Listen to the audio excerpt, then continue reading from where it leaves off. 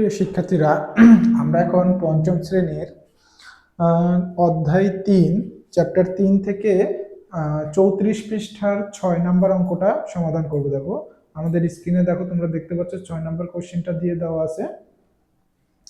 ৬ নম্বর কোশ্চেনটা আমরা সমাধান করব। ৬ নম্বরটা একটা সৃজনশীল প্রশ্ন আকারে দেওয়া আছে। আমরা সৃজনশীল প্রশ্নের যে উদ্দীপকটা দেওয়া আছে আগে এটা পড়ে নিব, তারপরে প্রশ্ন আমাদের কি নির্ণয় করা লাগবে এটা আমরা দেখব।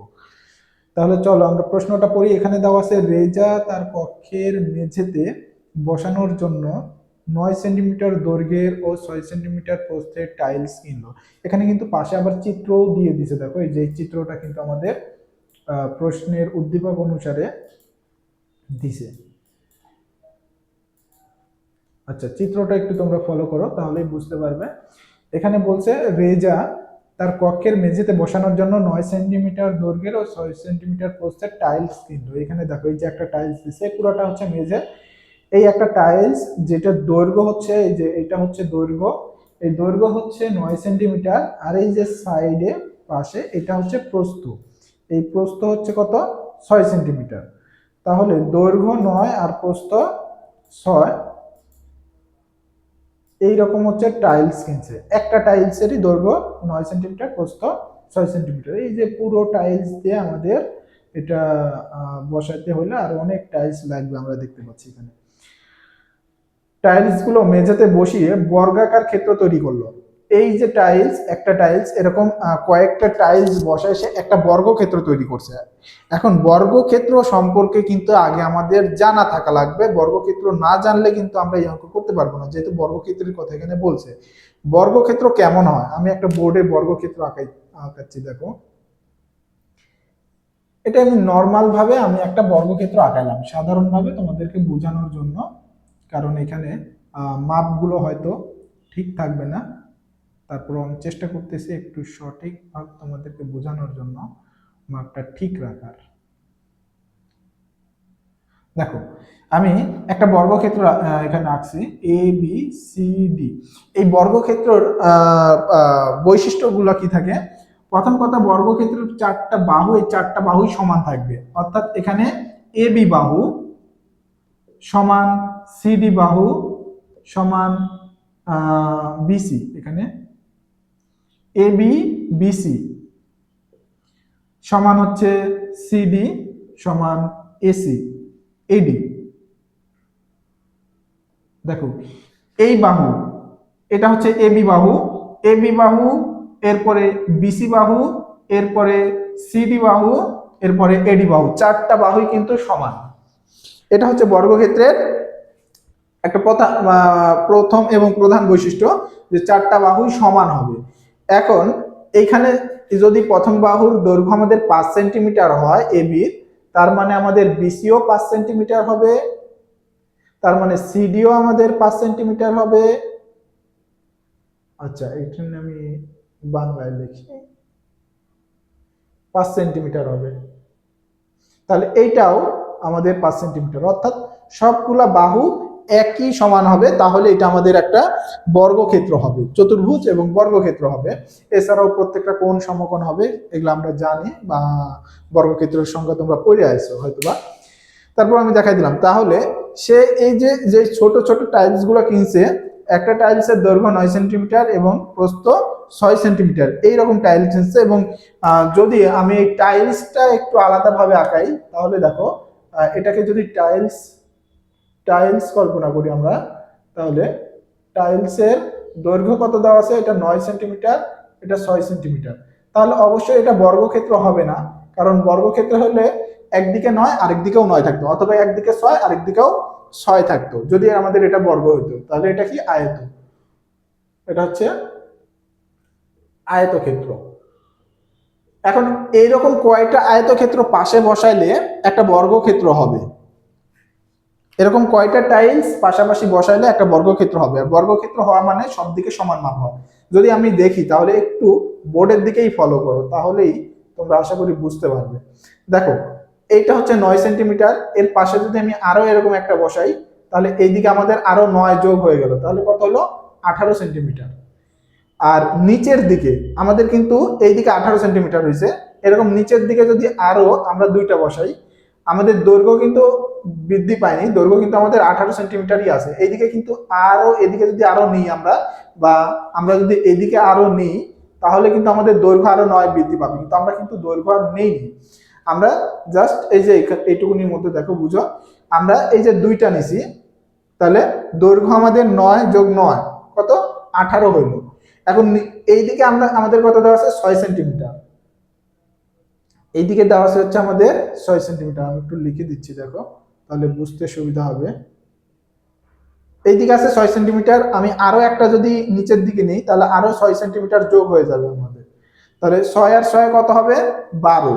আমরা যদি আরো একটা নেই এরকম নিচের দিকে, তাহলে আমাদের আরো একটা 6 যোগ হবে, তাহলে 6 গুণন 3, মানে 3টা 6, 3 6 18। তাহলে এইদিকেও কত হচ্ছে দেখো, 18 সেন্টিমিটার হচ্ছে। অর্থাৎ নিচের দিকে যদি 3টা আমরা টাইলস নিই, তাহলে নিচের দিকে 18 হচ্ছে, আর উপর দিকে 2টা টাইলস নিলে 18 হচ্ছে। তার মানে তখন আমাদের সাইডেও 18, আবার দৈর্ঘ্য মানে প্রস্থেও 18 হবে, দৈর্ঘ্যও 18 হবে। তাহলে কিন্তু এটা একটা বর্গক্ষেত্রে পরিণত হবে। আশা করি তোমরা বিষয়টা বুঝতে পারছো যে আমরা এই টাইলস গুলা বসায় কিভাবে বর্গক্ষেত্র তৈরি করব। এখানে কিন্তু আমাদের ক নাম্বার প্রশ্ন এটাই বলছে যে সবচেয়ে ছোট বর্গাকার ক্ষেত্রের দৈর্ঘ্য কত হবে, অর্থাৎ এই টাইলস গুলা মেঝেতে বসায় সবচেয়ে ছোট আকারের, এর এই যে 3টা আর 2টা নিলাম, এই পাশাপাশি 2টা আর নিচের দিকে 3টা না নেওয়ার আগে পর্যন্ত কিন্তু বর্গক্ষেত্র তৈরি হবে না। কারণ আমরা যদি 2টা নিতাম, এটা কিন্তু বর্গ হইতো না, আমাদের নিচের দিকে 12 সেন্টিমিটার হইতো আর উপর দিকে 18 সেন্টিমিটার হইতো, তাহলে কিন্তু বর্গ হইতো না। আমরা যদি 2টা বাদ দিয়ে একটা নিতাম, শুধু একটা একটা করে নিতাম, তাহলে কিন্তু আমাদের দৈর্ঘ্যের দিকে 18 সেন্টিমিটার হতো, প্রস্থের দিকে শুধু 6 সেন্টিমিটার হইতো। যদি আমরা 2টা করে টাইলস বসাই লাইনে, তাহলে হচ্ছে আমাদের 12 এবং 9 হচ্ছে। 3টা নিলে কিন্তু আমাদের 18 এবং 18, অর্থাৎ আমাদের একটা বর্গক্ষেত্র হচ্ছে। অর্থাৎ সর্বপ্রথম বর্গক্ষেত্র তৈরি হবে কমপক্ষে পাশাপাশি 2টা টাইলস এবং উপরে নিচের দিকে 3টা করে টাইলস যদি আমরা লাইন অনুসারে বসাই, তাহলে কিন্তু আমাদের সর্বপ্রথম বর্গক্ষেত্র পাচ্ছি। এখন যদি আমি মনে করি আমি বড় বর্গক্ষেত্র তৈরি করব, তাহলে কিন্তু আমি পাশের দিকে আরো বাড়ায় নিতে পারবো। এই পাশের দিকে আরো আরো 2টা বাড়াই দিলাম, নিচের দিকে আরো 4টা বাড়াই দিলাম, তাহলে কিন্তু আবার আমরা আরেকটা বর্গক্ষেত্র পাইতে পারি, কিন্তু ওটা বড় হবে। তো আমাদের সবচেয়ে ছোট বর্গক্ষেত্র তৈরি হচ্ছে পাশাপাশি 2টা এবং নিচের দিকে 3টা নিলে আমরা দেখতে পাচ্ছি 18 সেন্টিমিটার উপরে এবং নিচের দিকে হচ্ছে। এই বিষয়টাই এখন আমাদের ক নম্বরে সমাধান করে দেখানো লাগবে। দেখো, এটা ক নম্বরে প্রশ্ন করছে, আমি আগে প্রশ্নটা বুঝাই দিলাম, কারণ অনেক জন তোমরা এমন আছো প্রশ্ন ঠিক মতন বুঝতে পারো না, যার কারণে কিন্তু উত্তরগুলো সঠিকভাবে করতে পারো না। তাহলে সবচেয়ে ছোট বর্গাকার ক্ষেত্রের দৈর্ঘ্য কত হবে? সবচেয়ে ছোট বর্গাকার ক্ষেত্রের দৈর্ঘ্য আমাদের 18 সেন্টিমিটার হচ্ছে, যেটা আমরা চিত্র থেকে বুঝতে পারলাম। এখন নিয়ম অনুসারে আমরা এটা কিভাবে করব, এটার নিয়ম হচ্ছে আমাদের যেই দৈর্ঘ্য এবং প্রস্থের মান দেওয়া থাকবে, এখানে দেখো আয়তক্ষেত্রের দৈর্ঘ্য আর প্রস্থের মান বলে দিছে। এই দৈর্ঘ্য আর প্রস্থের যেটা লসাগু হবে, এই দৈর্ঘ্য আর প্রস্থের যেটা লসাগু হবে, এই লসাগুই কিন্তু আমাদের সবচেয়ে ছোট আকারের বর্গক্ষেত্রের মান হবে। এই 2টা সংখ্যা দ্বারা নির্ণয় করা লসাগুর মানই কিন্তু আমাদের হচ্ছে ছোট মানে সবচেয়ে ছোট তোমার বর্গক্ষেত্রের মান হবে। আমি একটু করে দিচ্ছি, এখন দেখো বুঝতে পারবে। আমি চিত্রটা এখানে রাখলাম যাতে তোমরা সহজে বুঝতে পারো, আমি এই পাশে করে দিচ্ছি, একটু মনোযোগ সহকারে দেখবে, আশা করি তোমরা এখান থেকে বুঝতে পারবে। দেখো, ক নাম্বার 6 এর ক, আমাদের টাইলসের দৈর্ঘ্য আর প্রস্থটা আগে আমরা তুলে নিব। এখানে টাইলসের দৈর্ঘ্য 9 সেন্টিমিটার আর প্রস্থ, টাইলসের দৈর্ঘ্য 9 সেন্টিমিটার, টাইলসের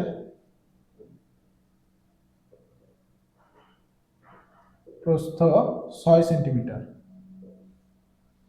তাহলে 9 এবং 6, অতএব 9 ও 6 এর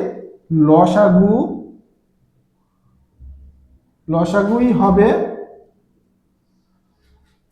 আমাদের সবচেয়ে ছোট বর্গক্ষেত্রের মান।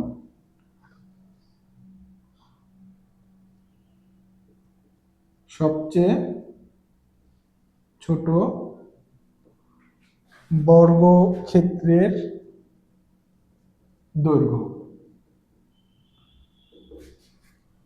আরো একটা বিষয় আমি বলে দিচ্ছি, লসাগু আমরা কি জানি, লসাগু হচ্ছে ওই মান দুইটা বা তিনটা সংখ্যার মধ্যে যদি আমরা লসাগু করি, লসাগু হচ্ছে সাধারণ গুণিতক ওই দুইটা বা তিনটা সংখ্যার, এখানে দুইটা সংখ্যা আছে, দুইটা সংখ্যার সাধারণ গুণিতক, যেই সংখ্যাটা দিয়ে এই দুইটা সংখ্যাকেই সমানভাবে ভাগ করা যায়। এই কারণেই কিন্তু লসাগু হচ্ছে এমন সংখ্যা যেটা এই দুইটা সংখ্যা দিয়েই ভাগ করা যাবে, কারণ আমাদের টাইলস কিন্তু এই দুইটা দৈর্ঘ্যের এবং প্রস্থের মাপেরই, এর বাইরের টাইলস কিন্তু আমরা ব্যবহার করতে পারবো না। তাহলে 9 এবং 6 আমরা লসাগু নির্ণয় করতেছি। দেখো 9, 9 কে 9, 9 দুগুণ 18, 3 নং 27, 4 নং 36। আমরা চারটা নিলাম, এখানে 6-এরও আমরা নিব, 6 কে 6, 6 দুগুণ 12, 3 6 18, 4 ছক 24, 5 ছক 30। আমরা কয়েকটা নিলাম। দেখো এখন আমরা এখান থেকে সাধারণ গুণিতক লসাগু বের করার জন্য সাধারণ গুণিতক দেখব।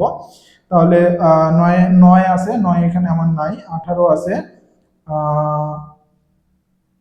তাহলে এখানেও দেখো 18 আছে, তাহলে 18 কিন্তু আমাদের সর্বপ্রথম সাধারণ গুণিতক হচ্ছে, এবং 18-র আগে কিন্তু কোনো গুণিতক নেই দুইটার মধ্যে, অর্থাৎ 18ই হচ্ছে সবার আগে পাচ্ছি আমরা গুণিতক হিসেবে, সাধারণ গুণিতক হচ্ছে হিসেবে। তাহলে এটাই কিন্তু আমাদের সবচেয়ে ছোট গুণিতক হবে।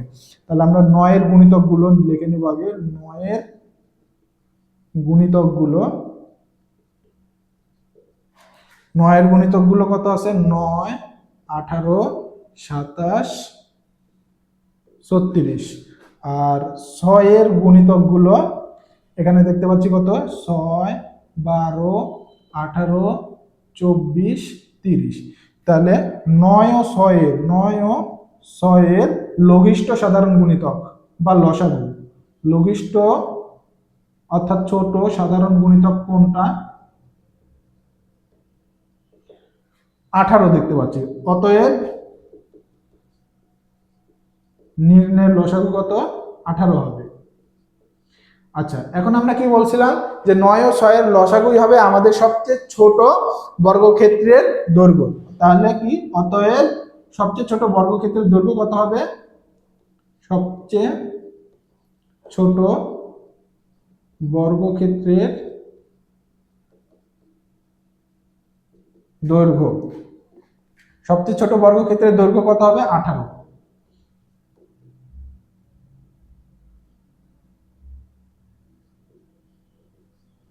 আচ্ছা, এখন আমি বলি, তাহলে দেখো আমরা যে ফার্স্টে চিত্র অনুসারে দেখে একটু বুঝছিলাম, এখানেও কিন্তু আমরা দেখতে পাইছি পাশাপাশি দুইটা বসায় 18 এবং উপরে নিচে তিনটা টাইলস বসায় 18 হচ্ছে, এবং 18 সেন্টিমিটার হলেই কিন্তু আমাদের বর্গ হচ্ছে।